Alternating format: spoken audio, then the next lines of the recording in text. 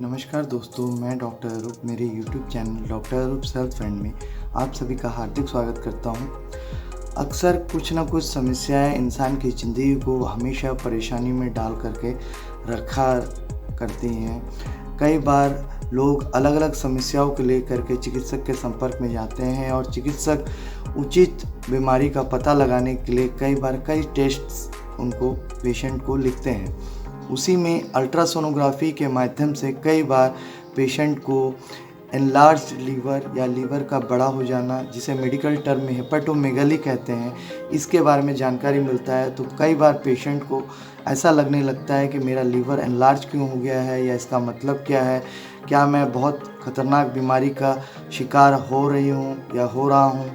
तो ऐसे कई प्रश्नों को लेकर के आज मैंने सोचा कि आपको हेपेटोमेगाली या एनलार्ज्ड लीवर का मतलब क्या है, इसके लक्षण क्या हैं, इसके कारण क्या है और कैसे हम अपने लीवर को एनलार्ज होने से बचा सकते हैं, इसके बारे में कुछ बेसिक जानकारी इस वीडियो के माध्यम से शेयर करूं।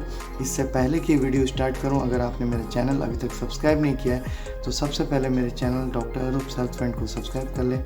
वीडियो को अंत तक देखें, अच्छा लगे तो लाइक एंड शेयर जरूर करें। आपके सवाल और सुझाव को कमेंट बॉक्स पर जरूर लिख करके भेजें।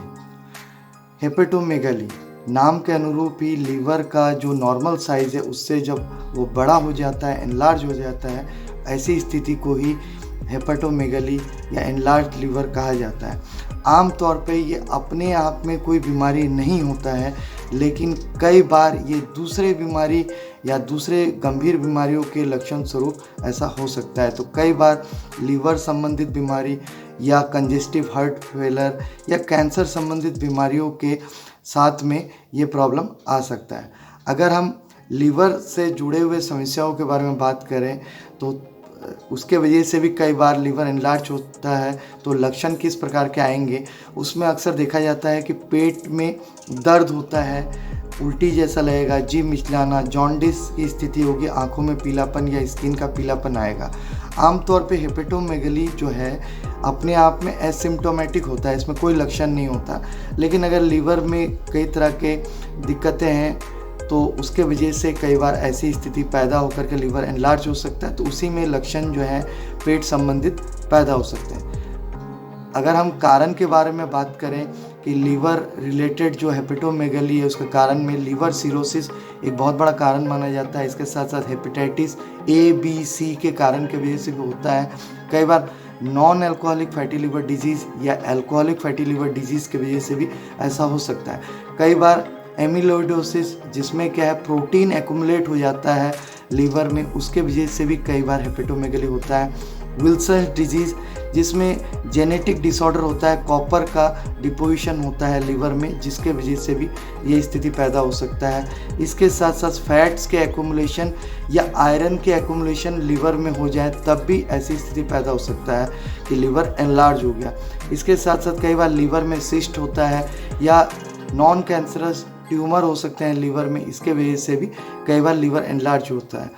कई बार देखा गया है कि गॉल ब्लैडर ऑब्स्ट्रक्ट हो गया है या बाइल डक्ट के वजह से भी ऐसी स्थिति पैदा हो सकता है। इसके साथ साथ टॉक्सिक हेपेटाइटिस में भी कई बार लीवर एनलार्ज हो जाता है। कई बार कैंसर की स्थिति वाले पेशेंट्स को भी लीवर एनलार्ज होता है, जिसमें कई बार ल्यूकेमिया के वजह से या कैंसर जो है वो शरीर के एक अंग से दूसरे अंग में फैल रहा है या लिम्फोमा की स्थिति में भी कई बार लीवर एनलार्ज हो सकता है। इसके साथ साथ हार्ट के ब्लड वेजल्स में प्रॉब्लम है, कई बार हार्ट फेलर है या कई बार ब्लॉकेज आ गया है या कई बार इन्फ्लेमेटरी जो टिश्यूज़ हैं, इन्फ्लेमेशन हो जाए उसमें हार्ट के चारों तरफ, तब भी लीवर एनलार्ज हो सकता है।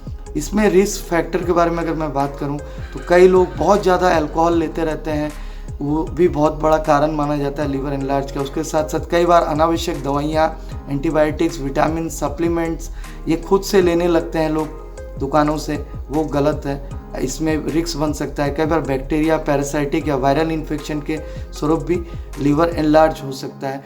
इसके साथ साथ कई बार पुअर जो है डाइट की वजह से, कई बार ओवरवेट के बने हुए हैं, मोटापा ज़्यादा और डाइट गलत ले रहे हैं, तब भी लीवर एनलार्ज हो सकता है।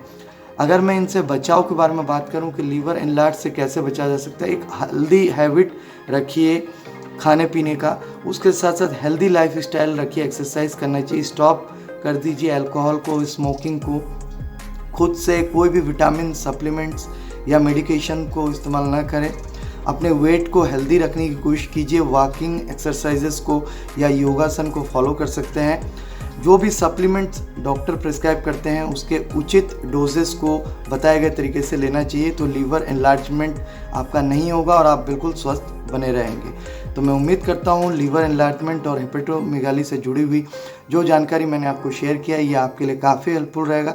इसी प्रकार के कोई भी स्वास्थ्य संबंधी जानकारी अगर आप मुझसे एक्सपेक्ट करते हैं या मुझसे प्रत्यक्ष मिलना चाहते हैं तो मेरे तीनों क्लिनिक्स के एड्रेस और मेरा व्हाट्सएप नंबर यूट्यूब के डिस्क्रिप्शन बॉक्स में दिया हुआ है, आप वहाँ से भी मुझ तक संपर्क कर सकते हैं। धन्यवाद, नमस्कार, जय हिंद।